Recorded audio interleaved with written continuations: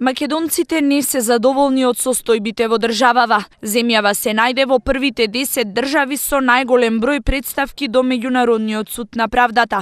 Од 87 пресуди, 56 донесени се против државата, а на пријателски договор чекаат уште 175 одлуки. Замислува фактот што Македонија е земја со малку население, а во Страсбур има толку голем број предмети, ценат експертите.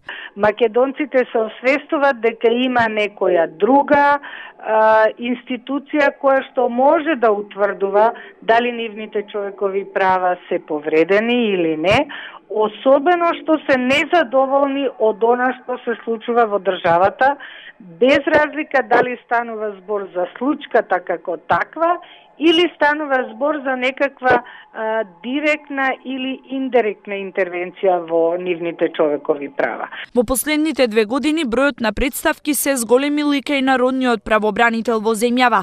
Од сите земји во регионот, кај македонскиот правобранител има двојно повеќе представки, што значи дека македонците се свесни за повредите на човековите права. Најчесто се жалат на судските одлуки, но и на имотно-правните односи. Може да се заклучи дека од една страна има повреди на човековите слободи и права, но од друга страна не треба да се занемари и фактот дека граѓаните на задоволително ниво се информирани за механизмите или инструментите за заштита на нивните основни слободи и права. Со околу 450 предмети годишно, Македонија е на 10-тото место во Европа по бројот на поднесени жалби во Страсбур.